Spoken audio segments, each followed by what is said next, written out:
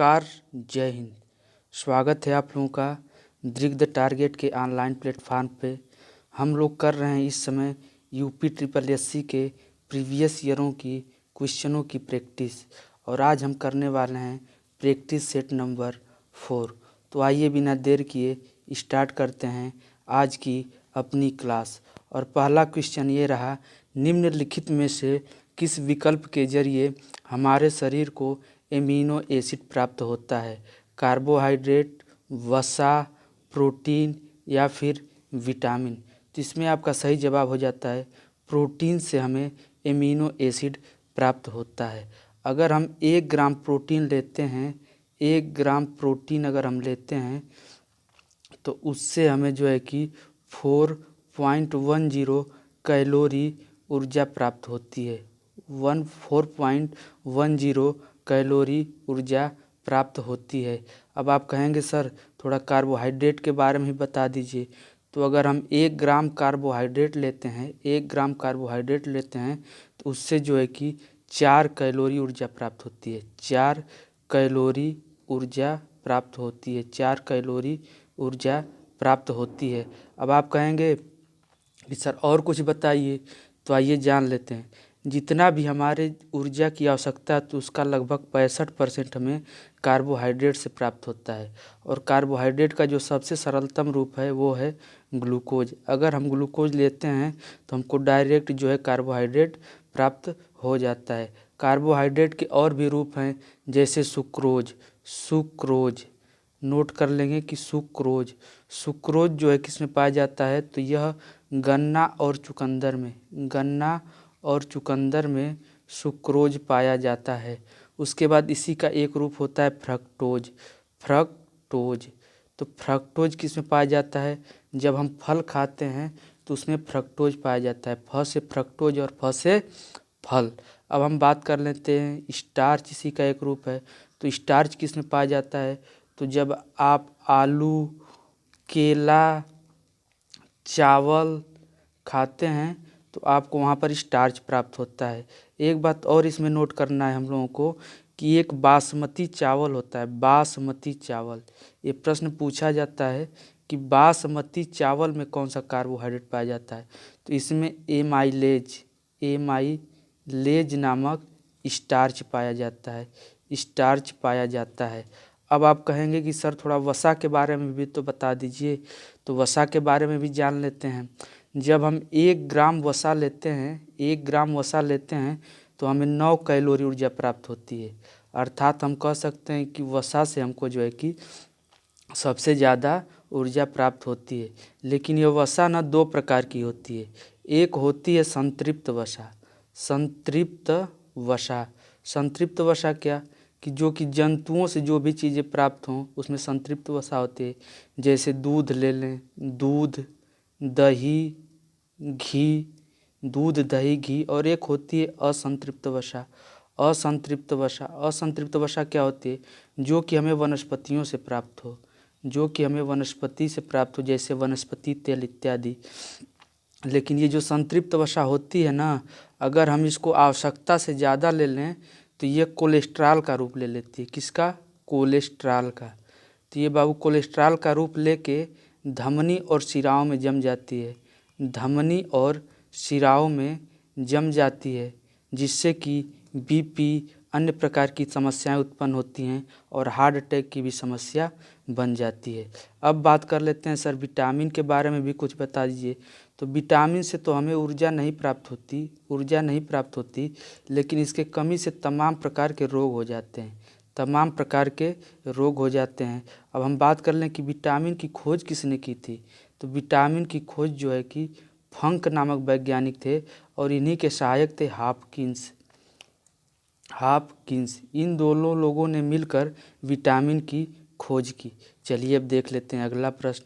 तो अगला प्रश्न कह रहा है कि निम्नलिखित में से किस विटामिन को एस्कॉर्बिक एसिड कहा जाता है? विटामिन ए को, विटामिन बी को, विटामिन सी को या फिर विटामिन डी को? तो ये जो एस्कॉर्बिक एसिड है ना, यह एक वैज्ञानिक नाम है।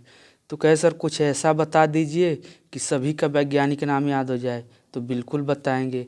तो आइए इसका एक बहुत प्रचलित ट्रिक है, उसको याद कर लेते हैं। तो इसका ट्रिक है र थ ए रथ एक टाफी, रथ एक टाफी, रथ एक टाफी। तो ये आपका हो गया ये बी सी डी ई और के। तो ए से हो जाता है रेटिनाल, ए से हो जाता है रेटिनाल अर्थात विटामिन ए का वैज्ञानिक नाम रेटिनाल। बी से हो जाता है थायमीन, थायमीन अर्थात विटामिन बी का वैज्ञानिक नाम क्या हो गया, थायमीन। सी से हो जाता है, सी का हो जाता है एस्कार्बिक, ए से एस्कार्बिक, एस्कार्बिक। तो सी का वैज्ञानिक नाम एस्कार्बिक। डी से हो जाता है कैल्सीफेराल, कैल्सीफेराल, कैल्सीफेराल। तो विटामिन डी का वैज्ञानिक नाम कैल्सीफेराल। ई से ट से हो जाता है टोकोफेराल, टोकोफेराल।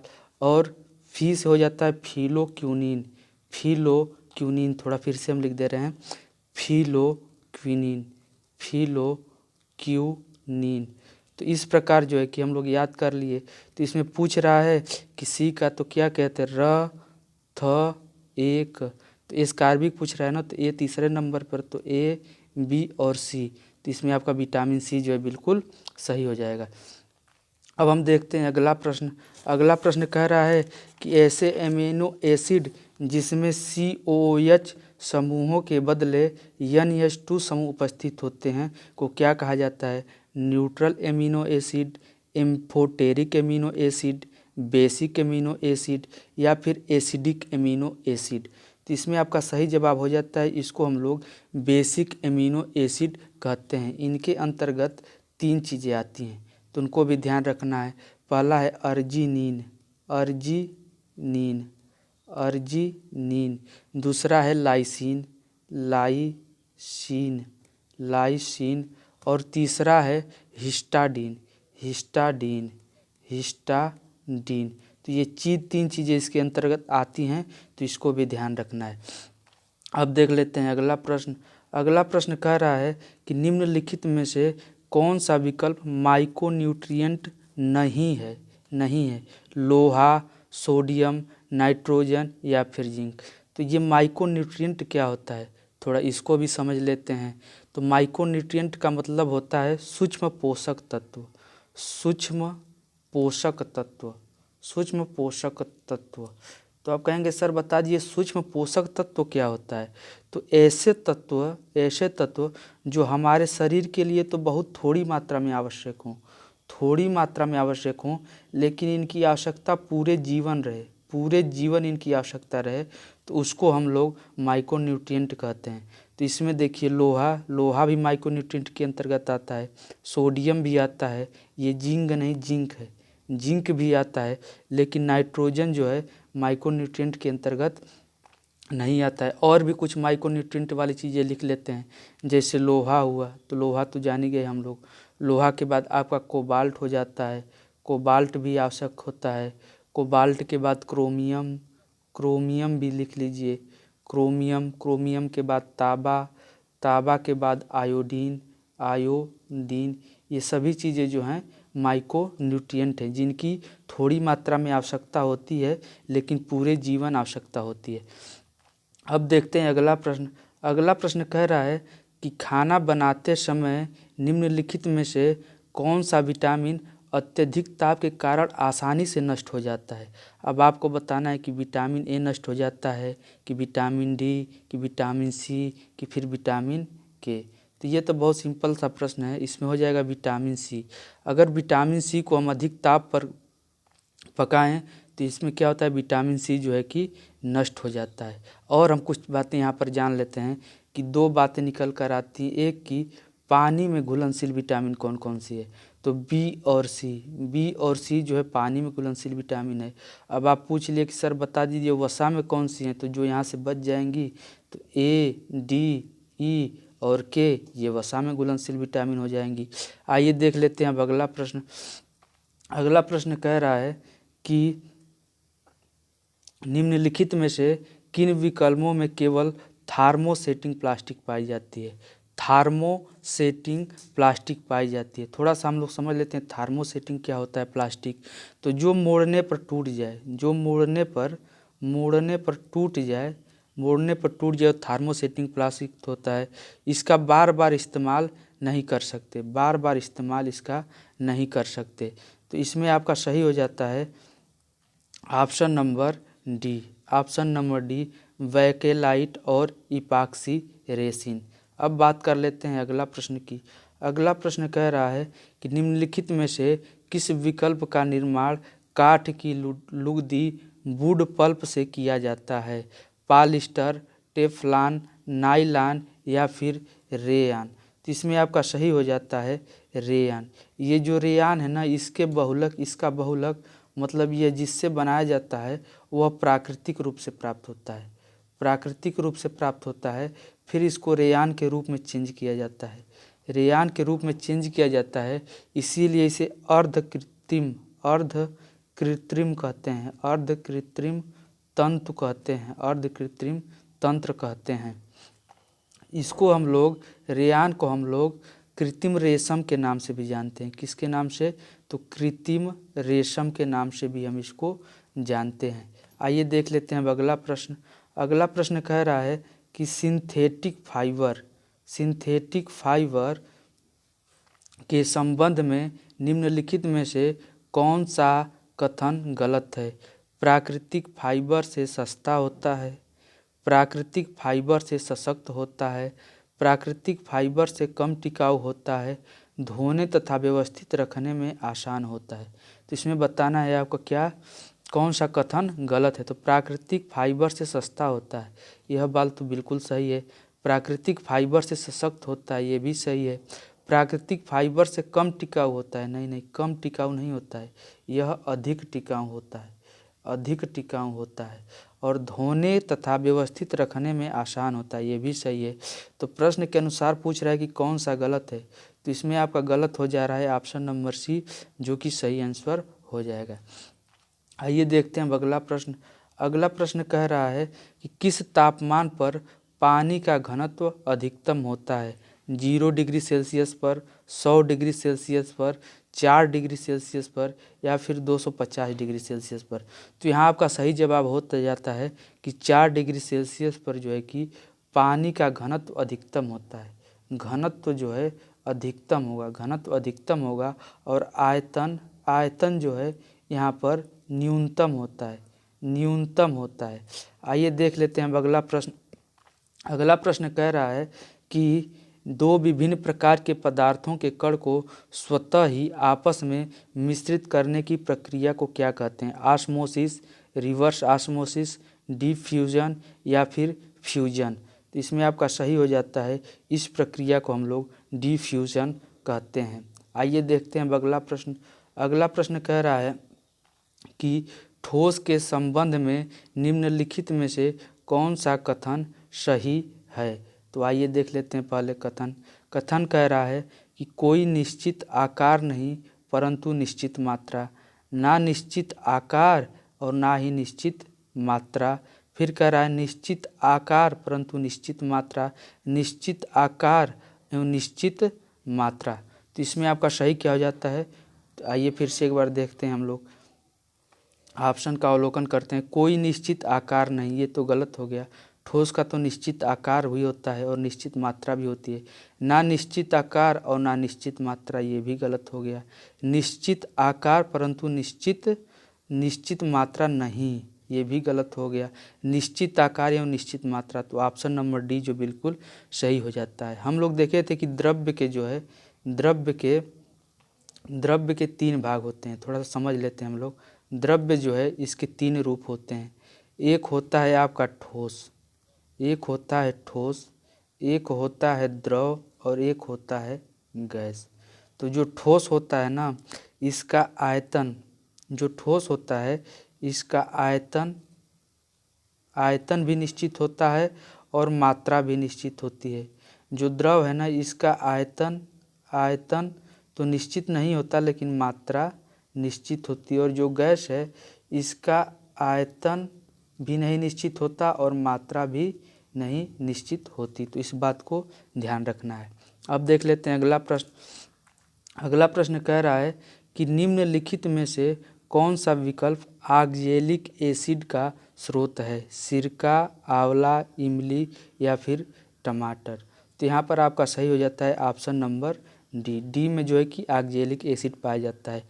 अगर हम बात कर लें कि सिरका में कौन सा पाया जाता है, तो सिरका में एसिटिक एसिड पाया जाता है। एसिटिक एसिड, एसिटिक एसिड पाया जाता है, एसिटिक एसिड। वहीं हम इमली की बात कर लें तो इमली में टार्टरिक एसिड पाया जाता है। Tartaric acid, tartaric acid. आइए अब देख लेते हैं अगला प्रश्न। अगला प्रश्न कह रहा है कि एक दुर्बल एसिड एवं प्रबल क्षार के बीच बने नमक का पीएच क्या होगा? 7, 6, 0 या फिर 10। तो यहाँ आपका ऑप्शन सही हो जाता है 10। हम थोड़ा सा अम्ल और क्षार समझ लेते हैं। तो 0 से लेकर 14 तक एक ग्राफ बनाया गया और 7 से जो नीचे होता है, 7 से जो नीचे होता है उसको हम अम्ल बोलते हैं। और अम्ल का स्वाद कैसा होता है? अम्ल का स्वाद जो है खट्टा होता है, खट्टा।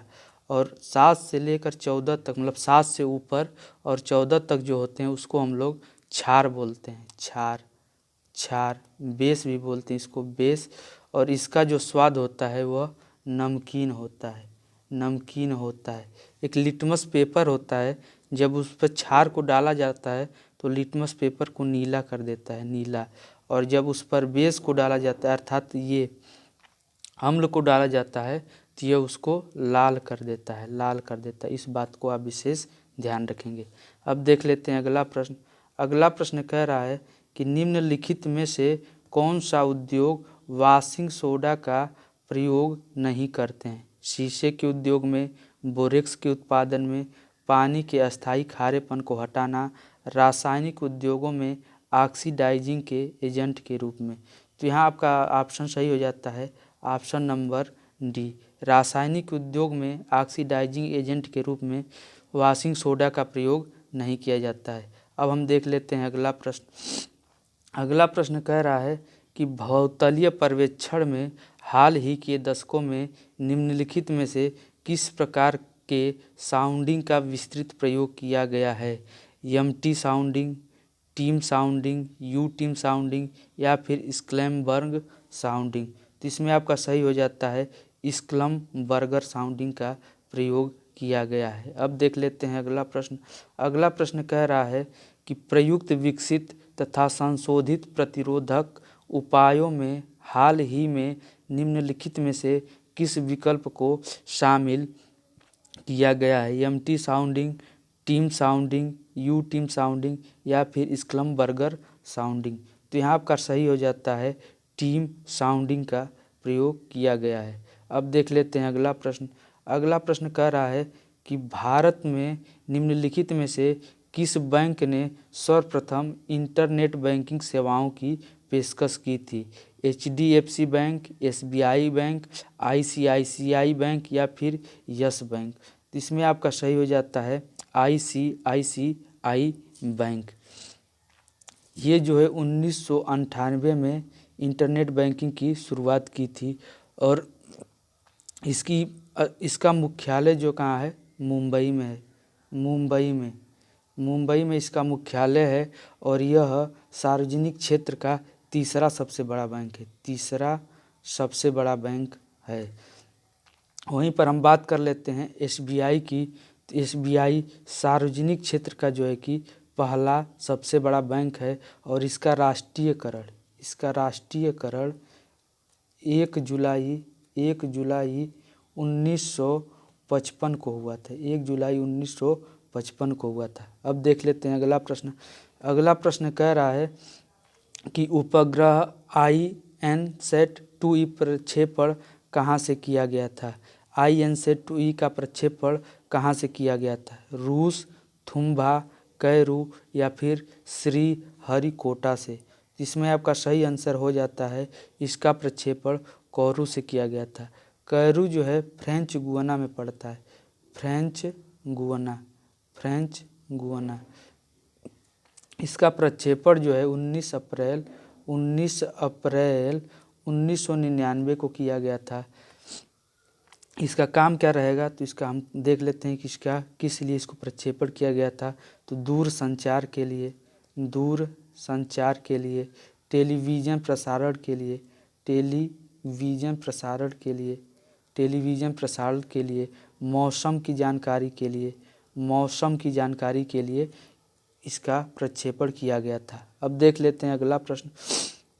अगला प्रश्न कह रहा है, निम्नलिखित में भारतीय हरित क्रांति के दौरान निम्नलिखित में से किन अनाजों का अत्यधिक उत्पादन किया गया। ऑप्शन नंबर 1 है गेहूं और ज्वार, चावल और ज्वार, गेहूं और ज्वार और कपास। तो इसमें आपका क्या हो जाएगा, इसमें जो है कि मोटे अनाजों में वृद्धि हुई थी, तो गेहूं और चावल जो इसका बिल्कुल सही हो जाएगा। अब हम बात कर लेते हैं कि हरित क्रांति के जनक कौन थे। हरित क्रांति के जनक की अगर हम बात करें तो हरित क्रांति के जनक नॉर्मन बोरलॉग थे। और इससे लाभावित जो है कि प्रदेश की बात करें तो इससे सबसे ज़्यादा प्रभावित पंजाब, हरियाणा और पश्चिमी उत्तर प्रदेश इससे ज़्यादा लाभान्वित हुआ था। अब बात कर लेते हैं अगले प्रश्न की। अगला प्रश्न कह रहा है कि निम्नलिखित में आनुवांशिक रूप से संशोधित एवं वाणिज्यिक तौर पर सर्वप्रथम जारी पौधा कौन सा है। तो इसमें गोल्डन चावल, IR8, BT बैगन या फिर BT कपास। तो इसमें आपका सही आंसर हो जाता है ऑप्शन नंबर डी, BT कपास, जो कि मानसेंटो कंपनी के द्वारा उत्पादित किया गया था। मानसेंटो कंपनी के द्वारा इसका उत्पादन किया गया था। अब देख लेते हैं अगला प्रश्न। अगला प्रश्न कह रहा है कि उत्तर प्रदेश का निम्न में से कौन सा जिला काली मिट्टी के बर्तनों के लिए प्रसिद्ध है। वाराणसी, आजमगढ़, बुलंदशहर या फिर बाराबंकी। तो इसमें आपका सही ऑप्शन हो जाता है आजमगढ़, जो है काली मिट्टी के बर्तनों के लिए प्रसिद्ध है। इसकी अगर बात करें तो इसको नवाब आजम शाह ने बसाया था। नवाब आजम शाह ने इसको बसाया था। 19 नवंबर 1994 को इसमें जो है कि 14वें मंडल के रूप में इसको स्थापित किया गया। अब बात कर लेते हैं अगले प्रश्न की। अगला प्रश्न कह रहा है कि उत्तर प्रदेश का 2011-12 से 2018-19 के बीच राज्य सकल घरेलू उत्पाद में चक्रवृद्धि दर क्या थी। तो ऑप्शन नंबर है ए 11.3%, 14%, 9.6%, 8.9%। तो इसमें आपका सही आंसर हो जाता है 11.3%। अब बात कर लेते हैं अगले प्रश्न की। अगला प्रश्न कह रहा है कि 2000 सकल घरेलू उत्पाद में निम्न में से कितने प्रतिशत हिस्सा विनिर्माण क्षेत्र द्वारा योगदान किया गया था। 20%, 24%, 15% या फिर 18%। तो इसमें आपका सही जवाब हो जाता है ऑप्शन नंबर बी, 24%। वहीं हम 2018-19 की बात कर लें, 2018-19 की, तो इसमें जो है कि 26% योगदान था। अब बात करते हैं अगले प्रश्न की। अगला प्रश्न कह रहा है कि उत्तर प्रदेश में 2016 में शिशु मृत्यु दर क्या थी। 54, 43, 37 या फिर 32। तो इसमें आपका सही आंसर हो जाता है 43,000 प्रति जन्म पर थी, जबकि 2020 में यह घटकर 32 प्रति हज़ार जन्म हो गई है। सबसे नंबर 1 पर MP है, जिसमें कि 48 प्रति 1000 जन्म पर शिशु मृत्यु दर होती है। तो पहले नंबर पर एमपी आ जाता है और यूपी का 2020 के अनुसार 32 है और 2016 के अनुसार 43 है। तो ऑप्शन नंबर बी बिल्कुल सही हो जाता है। अगले प्रश्न की बात कर रहे हैं। अगला प्रश्न कह रहा है कि राधा के जन्म के रूप में निम्न में से किस स्थान को जाना जाता है? वृंदावन, मथुरा, द्वारका या फिर बरसाना। जिसमें आपका सही आंसर हो जाता है बरसाना। बरसाना को राधा के जन्म के रूप में जाना जाता है। राधा के अगर पिता की बात करें तो इनके पिता का नाम वृषभान था, वृषभान। और माता की नाम बात करें तो माता का नाम इनके कृति। और इनकी वास्तविक अगर जन्म की बात करें तो बरसाना से लगभग 50 किलोमीटर दूर 50 किमी दूर एक रावल नामक गांव है जहां पर इनका जन्म हुआ था। अब बात कर लेते हैं अगले प्रश्न की। अगला प्रश्न कह रहा है कि उत्तर प्रदेश में यूपी पर्यटन द्वारा बुंदेलखंड सर्किट निम्न में से कौन गंतव्य शामिल है? अयोध्या, पंचवटी, नैमिषारण्य, महोबा या फिर वृंदावन। प्रयागराज, झांसी, चित्रकूट, सीतामढ़ी या फिर कुशीनगर। चित्रकूट, पंचवटी, किंजर, बितूर या फिर अयोध्या। बितूर, चित्रकूट, झांसी, कालिंजर या फिर महोबा। तो यहाँ पर आपका हो जाता है ऑप्शन नंबर डी। ये जो बुंदेलखंड सर्किट है यह बितूर, चित्रकूट, झांसी, कालिंजर और महोबा को जोड़ता है। अब बात कर लेते हैं हम अगले प्रश्न की। अगला प्रश्न कह रहा है कि परमहंस श्री योगानंद गिरी, जिन्होंने पश्चिम में योग के ज्ञान से परिचित किया, का जन्म कहाँ हुआ था? प्रयागराज, वाराणसी, गोरखपुर या फिर कुशीनगर। तो इसमें आपका सही आंसर हो जाता है ऑप्शन नंबर सी। इनका जन्म गोरखपुर में हुआ था 5 जनवरी 1893 को इनका जन्म गोरखपुर में हुआ था। अब बात कर लेते हैं अगले प्रश्न की। अगला प्रश्न कह रहा है कि निम्नलिखित में से किस उत्पादन में एक मार्ग के प्रमाणीकरण की आवश्यकता है? सोना, कोल्ड ड्रिंक, दलहन या फिर इत्र। तो इसमें आपका सही आंसर हो जाता है दलहन। एक मार्ग का प्रमाणीकरण जो कृषि से उत्पादित वस्तुएं हैं, कृषि द्वारा उत्पादित वस्तुएं हैं, उन पर जो है कि एक मार्ग के प्रमाणीकरण की आवश्यकता होती है और इसका शुरुआत 1937 में किया गया था। अब बात कर लेते हैं अगले प्रश्न की। अगला प्रश्न कह रहा है कि पद्मश्री से सम्मानित प्रशांति सिंह किस खेल की खिलाड़ी हैं? शतरंज, मुक्केबाजी, बास्केटबॉल या फिर टेबल टेनिस। तो इसमें सही आंसर हो जाता है ऑप्शन नंबर सी, बास्केटबॉल। इनका जन्म जो है कि 5 मई 1984 को बनारस में हुआ था। बनारस में हुआ था। अब बात कर लेते हैं अंतिम प्रश्न की। अंतिम प्रश्न कह रहा है कि 2011 में हुई जनगणना के अनुसार भारत की कुल जनसंख्या में अनुसूचित जाति कितने प्रतिशत है? 16.6%, 8.6%, 18.9% या फिर 22.5%। तो इसमें आपका सही जवाब हो जाता है 16.6%। ये बिल्कुल आपका सही आंसर हो जाता है। तो आज तक क्लास यहीं। लाइक करें, शेयर करें और सब्सक्राइब करें। धन्यवाद।